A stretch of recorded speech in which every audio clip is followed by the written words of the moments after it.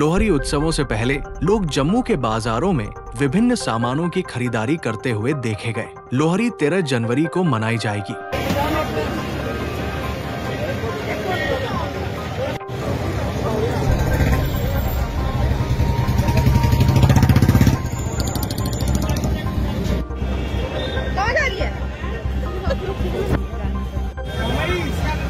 उत्तर भारत के इस प्रमुख त्योहार को मनाने के लिए लोग जमकर खरीदारी कर रहे हैं। मिठास से भरे इस त्योहार को लेकर दुकानों पर खरीदारों की भीड़ पिछले सप्ताह से ही उमड़ना शुरू हो गई थी। जिन घरों में नई नई शादियां हुई हैं या फिर जिनके घरों में बच्चों की किलकारियां गूंजी हैं, उन घरों में ये त्योहार विशेष रूप से मनाया जाता है। उनमें अपने रिश्तेदारों में लोहड़ी का त्योहार बांटने की परंपरा है।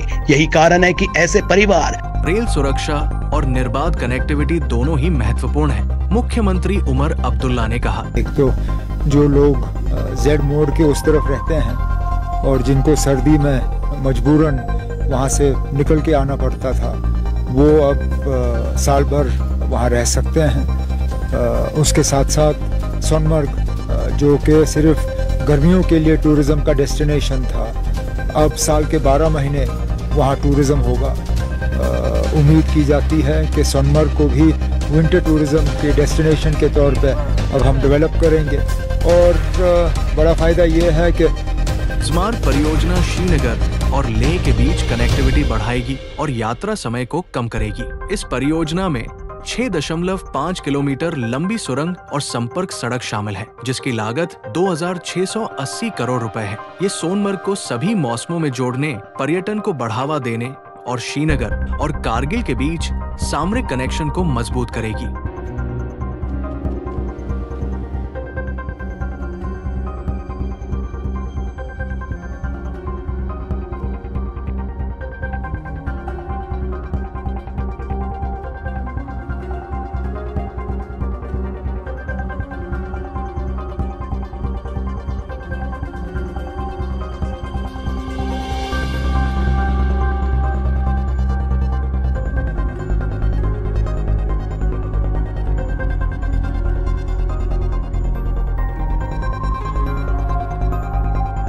प्रधानमंत्री नरेंद्र मोदी को जम्मू कश्मीर के राज्य की बहाली का वादा निभाना चाहिए और चुनी हुई सरकार को प्रभावी ढंग से काम करने की अनुमति देनी चाहिए। पीडीपी प्रवक्ता सैयद तजमुल ने कल प्रधानमंत्री के सोनमर्ग दौरे से पहले कहा, मेहमान की हैसियत से मैं वज़ीर आज़म से चंद दरख्वास्त करूंगा। तामीर और तरक्की चलती रहेगी, चाहे आप इसको इनॉग्रेशन करें या फिजिकल में करें, या उमर अब्दुल्ला साहब एक दिन पहले वहां पर हालात का जायजा लेकर आए।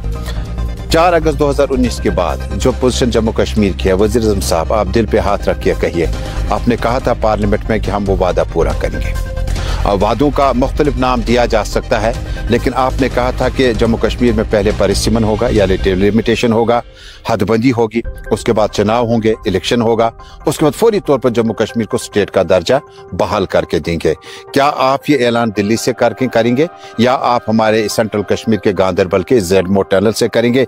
मुझे उम्मीद है जम्मू कश्मीर के लोगों ने 4 अगस्त 2019 के बाद जिन मुश्किल सूरत हाल का डेमोक्रेटिक सेटअप का नामो निशान तक यहाँ नहीं रखा, उसके बाद जिन हालात में हमने वोट दिया, नए चेहरे सियासत में आए और कुछ लोगों को तसल्ली हुई थी सियासत से, कुछ लोगों ने लड़ा नहीं। मुझे लगता है कि वज़ीर आज़म को दिल बड़ा करना चाहिए। लाल किले के फसील से उन्होंने कहा था दिल्ली और दिल की दूरियां जो जम्मू कश्मीर पुलिस ने जम्मू संबागथुआ रेंज के अधिकारियों कर्मचारियों के लिए ई साक्ष्य, ई स्मरण और मेडली पीआर ऐप्स पर एक दिवसीय कार्यशाला का आयोजन किया। कार्यशाला का उद्घाटन एडीजीपी जम्मू जोन श्री आनंद जने पीएस ने किया, जिसमें पारदर्शिता और दक्षता पर जोर दिया गया।